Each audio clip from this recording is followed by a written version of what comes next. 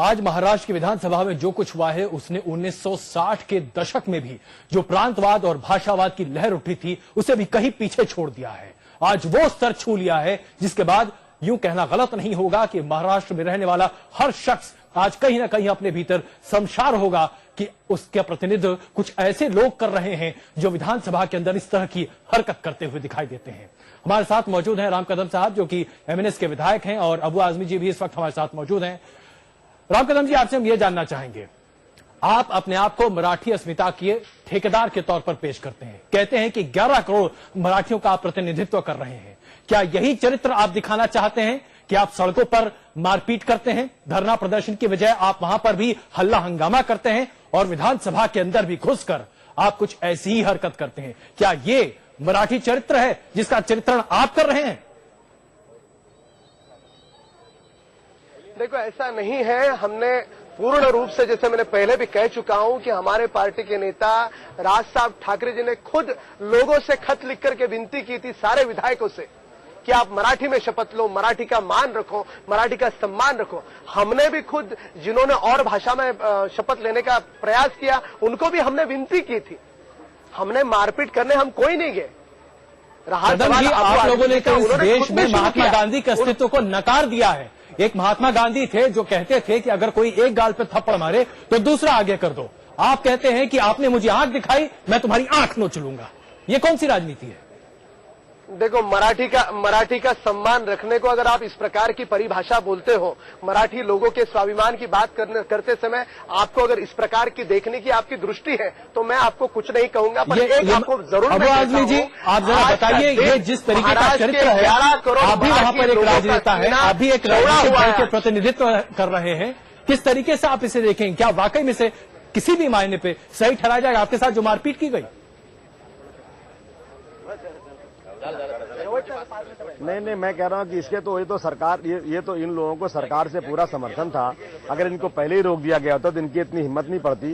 ये समझते थे कि आज भी हम वही करेंगे, हो जाएगा, लेकिन आज कम से कम 4 लोगों को सस्पेंड किया गया है। मैंने इनसे पूछा ना कि राज ठाकरे की क्या हैसियत है बाबा साहब अम्बेडकर के सामने। बाबा साहब अम्बेडकर की आज पूरे दुनिया में जय जयकार हो रही है। उन्होंने, वो रचयिता थे इस संविधान के, उन्होंने जब मुझे यह हक दिया, वो मराठी थे, एक मराठी नेता ने मुझे यह हक दिया है कि मैं राज्य की भाषा या राष्ट्र की भाषा में शपथ ले सकता हूं। तो मैं राज ठाकरे की बात मानूं या मैं अपने उस नेता की बात मानूं जिसका चरित्र आज हिंदुस्तान ही नहीं बल्कि पूरी दुनिया में सबसे ऊंचा है, बाबा साहब अम्बेडकर का। बाबा साहब अम्बेडकर के संविधान के मुताबिक मैं जिस भाषा में रहूं मैं कर सकता हूं, मुझे पूरी आजादी है। मुझे राज ठाकरे जी चिट्ठी लिख करके मना करने वाले होते कौन है?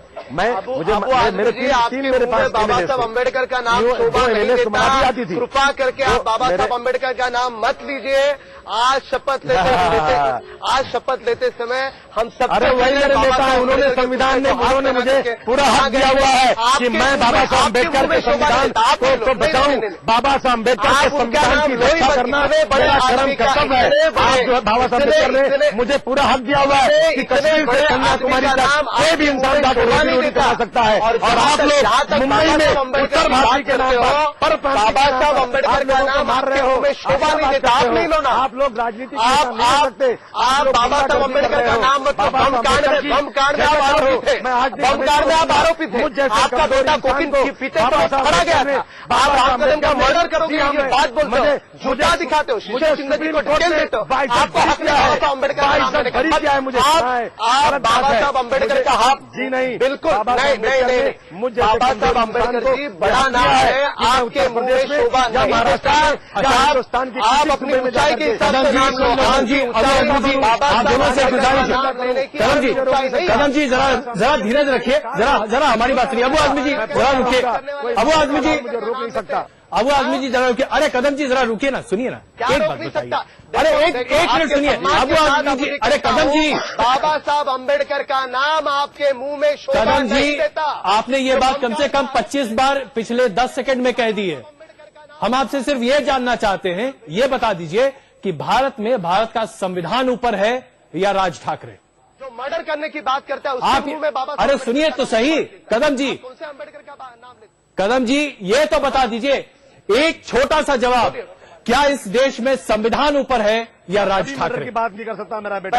पहले आप इनसे कहो कि बाबा साहब अम्बेडकर का नाम अरे इनके सुनिए मुंह तो में सही, शोभा नहीं देता। आप यही है, आप किसी भी सवाल का जवाब नहीं देना चाहते। वो सवाल जो कि आपकी असलियत बयां करे उसका जवाब नहीं देना चाहते। कदम जी सिर्फ एक सवाल का जवाब दे दीजिए, इस देश में संविधान ऊपर है या राज ठाकरे? मेरे खुद के लिए राज ठाकरे, आपके खुद के लिए आपने मेरे पार्टी के कार्यकर्ताओं के लिए, बहुत धन्यवाद आपसे के लिए बातचीत करने के राज साहब लिए। भगवान है। जी आपसे भी खत्म हो गया। बातचीत के लिए बहुत धन्यवाद। भगवान तो है। ये तय है कि राज ठाकरे की पार्टी में काम करने वाला हर शख्स अपने आप को सिर्फ राज ठाकरे का भक्त मानता है।